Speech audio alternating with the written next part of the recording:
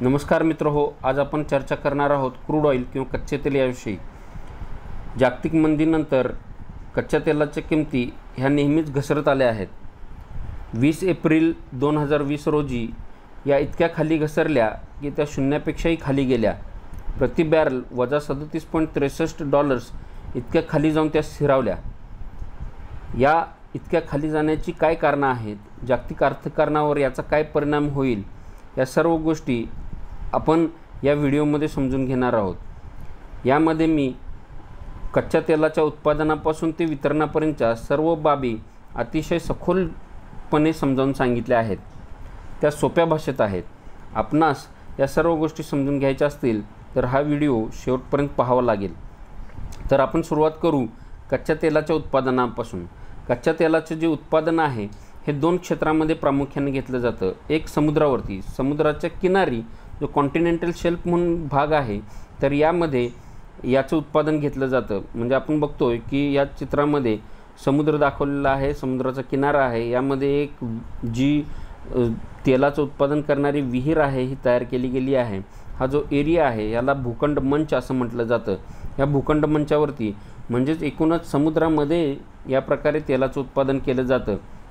समुद्राच्या आतमध्ये तेलाचं उत्पादन असल्यामुळं ज्या शिप्स आहेत किंवा जहाज आहेत याद्वारे झालेलं उत्पादन अपेक्षित बाजारामध्ये किंवा अपेक्षित देशांमध्ये पोचवलं जातं। त्यामुळे साठवणुकीची मोठी समस्या यामध्ये नसते।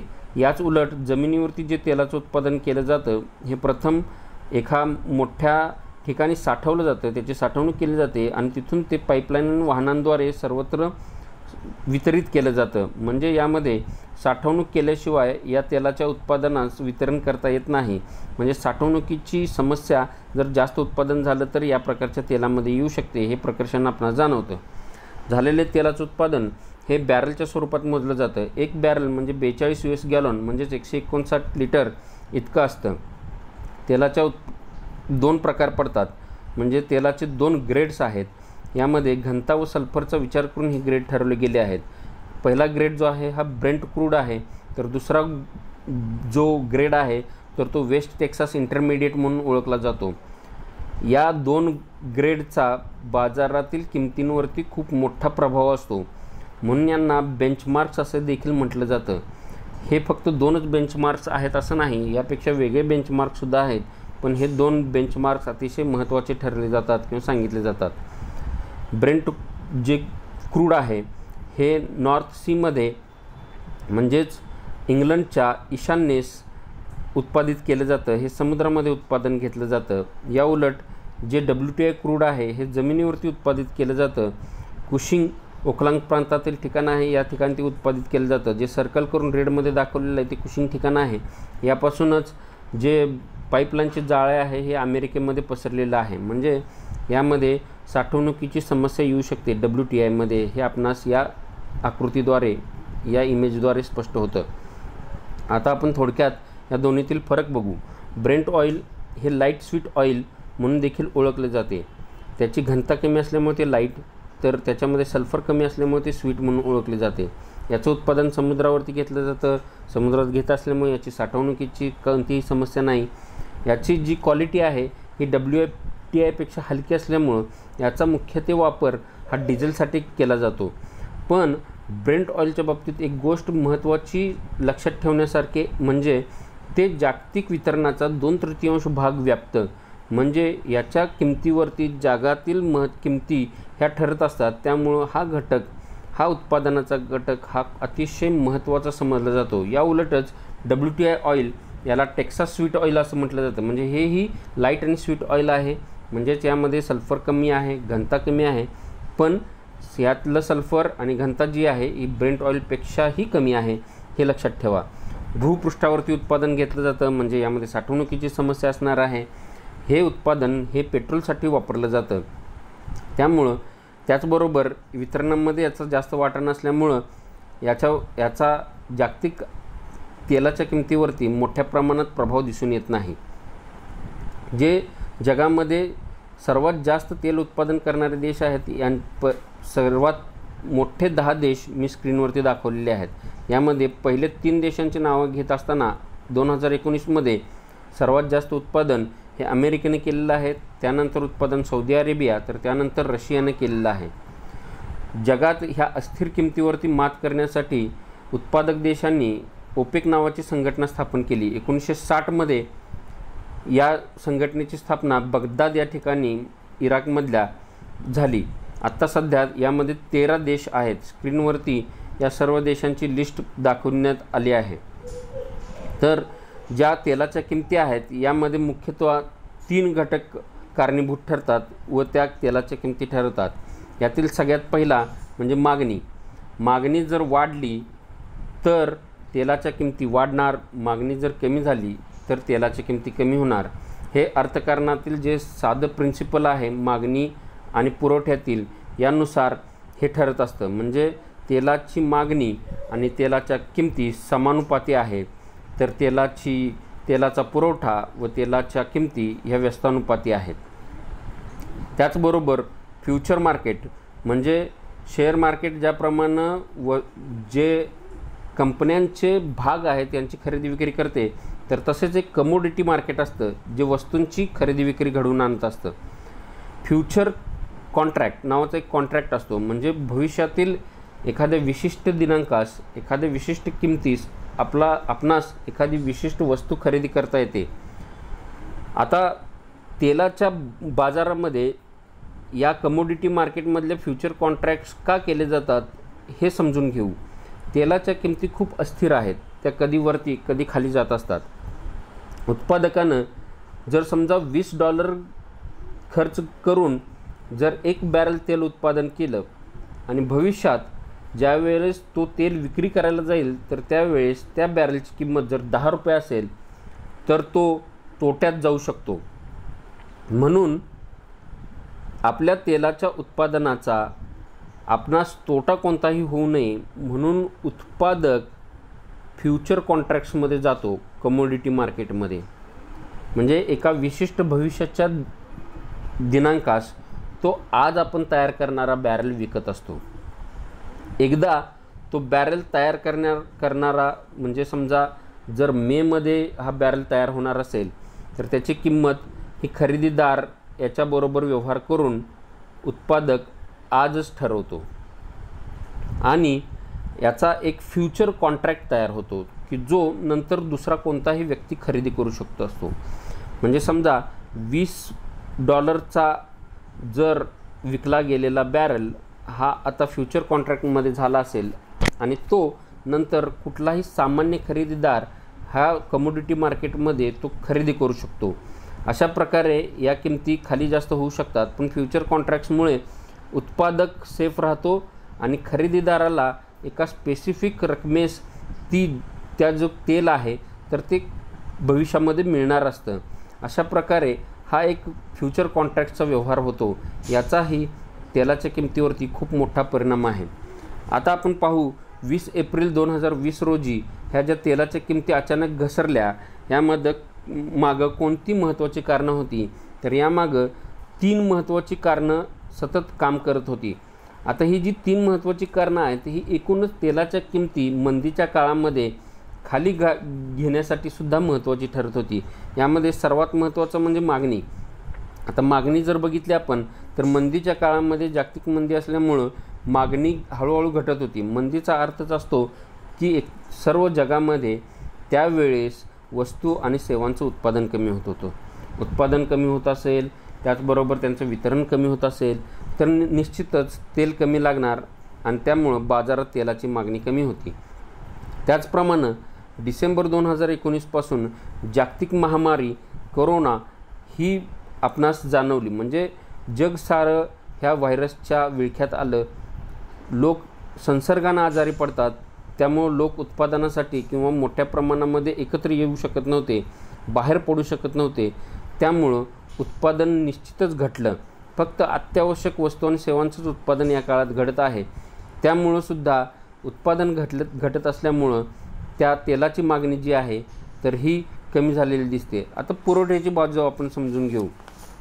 पुरवठ्याचा इतिहास थोडासा आपणास मागून पाहावा लागेल. 2014 यापूर्वी जर बघितलं तर तेल उत्पादनामध्ये ओपेकसारखी काही राष्ट्र, रशिया, त्याचप्रमाणे सौदी अरेबिया यांचा बोलबाला होता, यांचं उत्पादन जास्त होतं.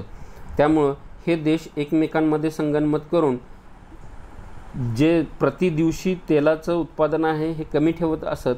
त्यामुळे तेलाच्या किमती चढ्या राहत आणि त्यामुळे या देशांना फायदा होत. पण 2014 नंतर अमेरिकेमध्ये एक शेल क्रांती झाली. या क्रांतीमुळं अमेरिकेतील उत्पादन मोठ्या प्रमाणात वाढलं. आता एकूणच अमेरिकेचं उत्पादन बाजारात आल्यामुळं जो आजपर्यंत अमेरिका आयातदार देश म्हणून काम करत होता, तर तो आता निर्यातदार बनला. म्हणजे अमेरिकेनं तयार केलेलं तेलही आता बाजारात विक्रीसाठी येऊ लागलं. एकूणच बाजारातील पुरवठा वाढल्यामुळं तेलाच्या किमती घसरत होत्या. याच्यावरती उपाय म्हणून अमेरिका आणि रशिया यांनी एकत्र येणं गरजेचं होतं. पण हे दोन देश कधीच एकत्र आले नाहीत. अमेरिकेनं आपली तेलाची पॉलिसी लागू केली, रशियानं आपली कायमच तेलाची पॉलिसी लागू केली. अमेरिका बरोबर येत नाही म्हणून रशियानं ओपेकसारख्या देशांबरोबर ओपेक प्लस नावाचा एक गट तयार केला, ज्यामध्ये 13 ओपेक देश आणि 10 नॉन ओपेक देश यांनी एक करार केला आणि तेलाचे उत्पादन खाली ठेवण्याचा प्रयत्न केला.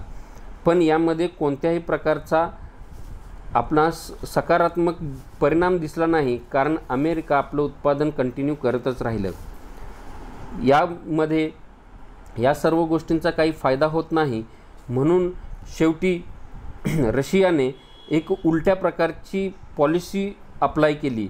यामध्ये जर जागतिक बाजारातील तेलाच्या किमती खाली घसरत आहेत, तर अमेरिकेतील राष्ट्रांनासुद्धा किंवा अमेरिकेतील तेलाच्या कंपन्यांनासुद्धा हे घसरणारे तेलाचे भाव आहेत हे परवडणार नाहीत. हे ज्यावेळेस रशियाच्या लक्षात आलं, त्यावेळेला रशियानं स्वतःहून मोठ्या प्रमाणात उत्पादनं करण्यास सुरुवात केली. उत्पादन रशियाचं वाढल्यामुळं तेलाच्या किमती ह्या अजून परत हळूहळू खाली यायला लागल्या आणि साहजिकच अमेरिकन तेलाच्या कंपन्यांनासुद्धा याच्यात तोटा होऊ लागला. पण यामागं अजून एक गोष्ट लक्षात घेणे गरजेचं आहे की अमेरिकेतील तेलाच्या कंपन्या ह्या खाजगी होत्या. त्यामुळे जर तोटा झाला तर त्या बंद पडतील असा एक दूरगामी विचार रशियानं केला होता.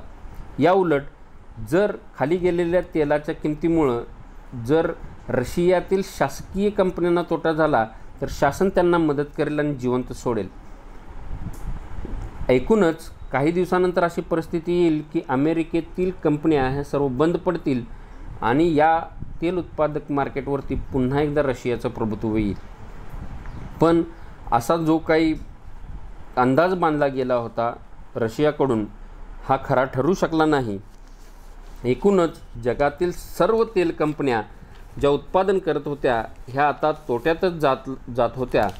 म्हणून सगळ्यात शेवटी सर्व तेल उत्पादक देशांनी 13 एप्रिल 2020 रोजी एक ऐतिहासिक करार केला व ज्यानं त्यांनी ठरवलं की तेलाच्या किमती आपण सर्व खाली आणू, तेलाचं उत्पादन आपण खाली आणू की जेणेकरून तेलाच्या किमती वाढतील.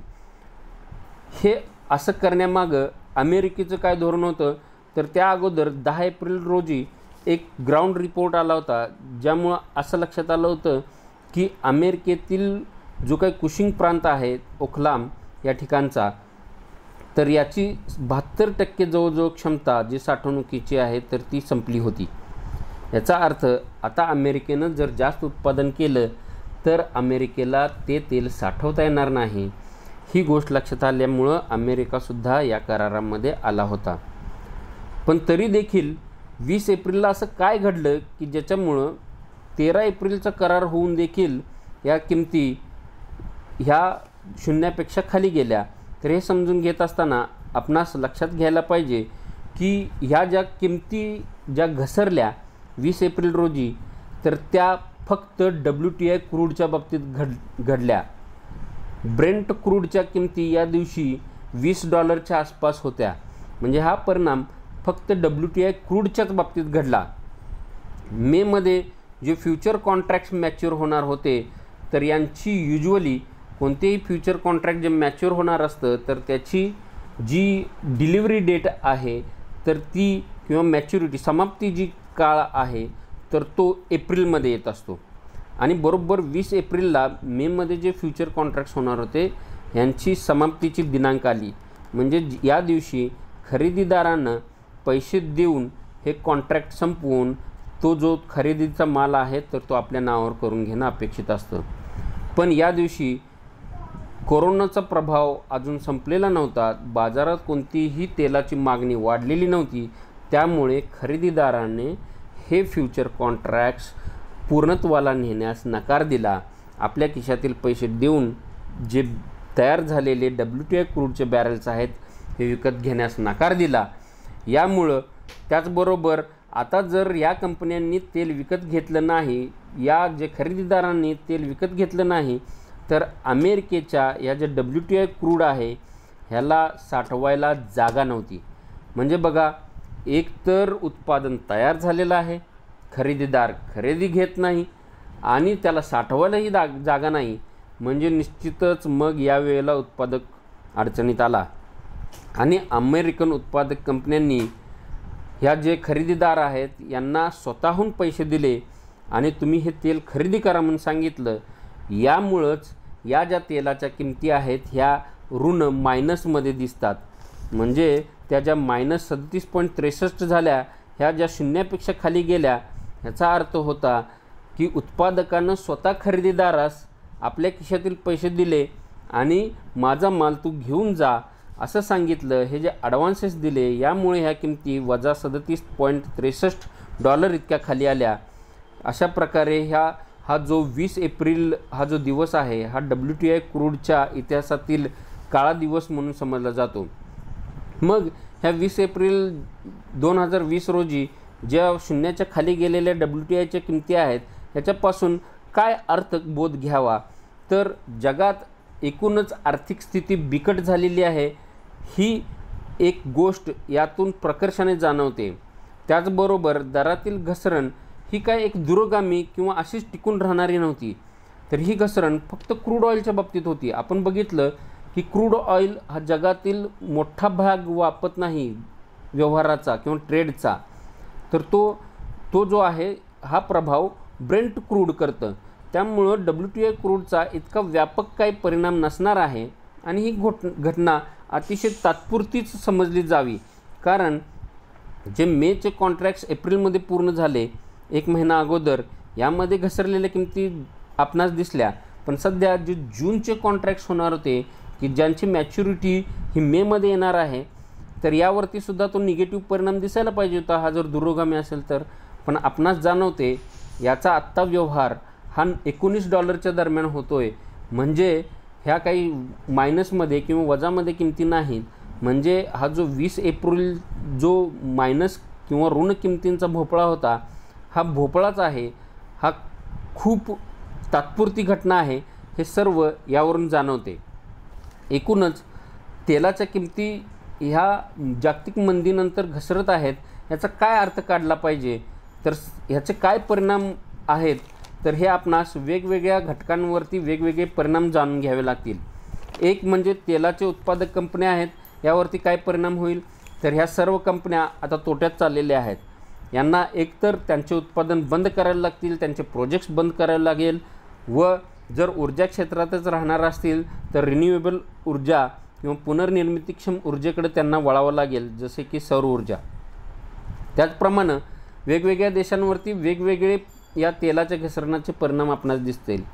जे तेल निर्यातदार देश आहेत तर यांना निश्चितच तेल जर उत्पादन किंवा बाजारात तेलाचा चढा भाव असेल तर यांना फायदा होणार होता. तर आता जर घसरलेले भाव असतील तर त्या निर्यातदार देशांना याचा तोटाच होतोय. तर आयातदार देशांना आता हे जे तेल आहे हे स्वस्त मिळतं आहे. ज्या देशांकडं साठवणूक मोठ्या प्रमाणात आहेत तर त्या देशांना हा जो घसरलेल्या तेलाचा फायदा आहे हा मोठ्या प्रमाणात उचलता येईल. आता सामान्य जनतेवरती याचा काय परिणाम होईल असं अजिबात समजायचं नाही की उद्या मी माझी गाडी घेऊन पेट्रोल पंपावरती जाईन, माझ्या गाडीत पेट्रोल टाकल्यानंतर पेट्रोल पंपचा मालकच मला 10-20 रुपये देईल, असं अजिबात होणार नाही. कारण आपण उपभोक्ता म्हणजे या जे क्रूड ऑइलचं ट्रेडिंग आहे यामध्ये सर्वात शेवटचा घटक आहे. जर तुमचा खरेदीदार देश यानं जर ठरवलं की सर्वसामान्यापर्यंत हे जर तेल घसरलेल्याचे परिणामाचे जे फायदे आहेत हे पोचवायचे, तरच ते तुमच्यापर्यंत पोचतील. आता एक उदाहरण लक्षात घ्या. मधील काळामध्ये क्रूड ऑइलच्या किमती ह्या $20 गेल्या होत्या. $70 असणाऱ्या किमती ह्या एक बॅरलच्या $20 आल्या होत्या. पण भारतासारख्या देशामध्ये कोणत्याही प्रकारे या ज्या तेलाच्या किमती आहेत ह्या खाली आणल्या नव्हत्या. शासनानं काय केलं तर अगोदर जे ₹70 तेल विकत होतं, कारण त्याचा जो खर्च होता हा ह्याच्या जवळच होता. आता खर्च कमी आला तरीसुद्धा जर ₹70 विकत असेल तर शासनास आणि तेल कंपन्यास फायदा होतो. हा फायदा त्यांनी मिळवला आणि हा फायदा शासनाने ज्या काही वेगवेगळ्या त्रुटी झाल्या होत्या किंवा आर्थिक वृद्धीसाठी किंवा लोकोपयोगी योजनांसाठी वापरला. आता सगळ्यात महत्त्वाचा पुढचा परिणाम म्हणजे पर्यावरणविषयक. जर तेलाच्या किमती कमी झाल्या तर निश्चितच जर ज्या देशांमध्ये ग्राहकांपर्यंत कमी किमतीचं तेल पोचलं तर अशा ठिकाणी तेलाचा जास्त वापर होईल आणि मोठ्या प्रमाणात प्रदूषण होईल. आता आपण लक्षात घेऊ की भारत आणि तेलाचा काय संबंध आहे. तर भारत हा सागरी तसेच जमिनीवरती दोन्ही प्रकारचं तेलाचं उत्पादन करतो. एकूण जी देशाची गरज आहे यापैकी फक्त 16% तेलाचं उत्पादन हे देशात केलं जातं, तर जवळजवळ 84% हे तेल आयात केलं जातं, बाहेरील देशांकडून घेतलं जातं. 20 एप्रिल रोजी ह्या ज्या तेलाच्या किमती कमी झाल्या याचा भारतासारख्या देशांना काहीही फायदा किंवा खूप कमी प्रमाणात फायदा होईल. कारण भारत जे मोठ्या प्रमाणात तेल आयात करतं हे ब्रेंट क्रूड प्रकारचं आहे आणि ज्या घसरलेल्या मोठ्या प्रमाणातल्या 20 एप्रिलच्या किमती होत्या ह्या WTI क्रूड ह्या प्रकारातल्या होत्या. त्यामुळं याचा मोठा फायदा जो आहे 20 एप्रिलच्या घटनेचा हा भारताला होणार नाही. या उलट ज्या तेलाच्या घसरणाऱ्या किमती आहेत याचा मात्र भारतासारख्या देशाला निश्चितच फायदा होत आहे. हा फायदा अजून मोठ्या प्रमाणात कधी होईल तर ज्या वेळेस भारत आपली साठवणूक क्षमता वाढेल. आता भारतामध्ये जवळजवळ 65 दिवसांचे जे तेल आहे हे तेल रिफायनरी जे आहेत या कंपन्यांकडे असतं. तर या कंपन्यांकडील जो स्टॉक आहे तर तो 65 दिवसांपर्यंत जे शुद्धीकरणच्या कंपन्या आहेत तर त्या आपल्याकडं 65 दिवसाला टिकेल इतकं तेल आत्ता त्यांच्याकडं आहे. तर इतर जे शासनाचे प्रयत्न आहेत की रिझर्व तयार करायचे हे एका कंपनीद्वारे केले जातात. तिचं नाव आहे Indian strategic petroleum reserve limited. याकडे आत्ता सध्या 13 दिवसाचे जे साठवणुकीची क्षमता आहे ही तयार आहे. पहिल्या फेजमध्ये साठवणुकीच्या प्रकल्पामध्ये आपण विशाखापट्टणम, मंगळूर त्याचबरोबर पदूर या 3 ठिकाणी 5.33 मेट्रिक टनाची साठवणूक ही निर्माण केली आहे. दुसऱ्या फेजमध्ये आपण चंद्रीखोल, ओरिसा या ठिकाणी 4.5 मेट्रिक टनचा प्रोजेक्ट म्हणजे 4.5 मेट्रिक टन जे तेल आहे हे आपण साठवून ठेवू शकतो. म्हणजे एकूणच चंद्रीखोलचे 7 ते 8 दिवसाचे, त्याचप्रमाणे आत्तापर्यंत निर्माण झालेले विशाखापट्टणम, मंगळूर, पदूर या ठिकाणचे 13 दिवसाचे आणि तेल शुद्धीकरण कारखान्यांकडचे 65 दिवसाचे साठवणुकीची क्षमता विचारात घेतली तर भारत सध्या 85 दिवसाचे जे पुरणारे तेल आहे हे साठवून ठेवू शकतो. पण हे जे साठवणुकीची क्षमता आहे ही अजून वाढवणं गरजेचं आहे की जेणेकरून अशा कमी झालेल्या किमतीमध्ये भारत आपला फायदा करून घेऊ शकतो. माझी आशा आहे की आज आपण हा जो काही विषय समजून घेतला तर तो आपणास अतिशय व्यवस्थित समजला असेल. ज्या काही गोष्टी तुम्हाला समजल्या नाहीत त्या गोष्टी आपण कॉमेंटमध्ये मला टाकू शकता, मी त्या तुम्हाला समजावून देईन. जर तुम्हाला अशा प्रकारचे अजून व्हिडिओ हवे असतील तर तुम्हाला कोणकोणत्या विषयावरचे व्हिडिओ हवे आहेत हे आपण मला कॉमेंटमध्ये सांगू शकता. मी तशा प्रकारचे व्हिडिओ तयार करीन. आपणास हा सर्व व्हिडिओ ऐकल्याबद्दल मी आभार मानतो. आपण पुन्हा भेटू अर्थशास्त्रातील नवीन संकल्पना घेऊन. आभारी आहे.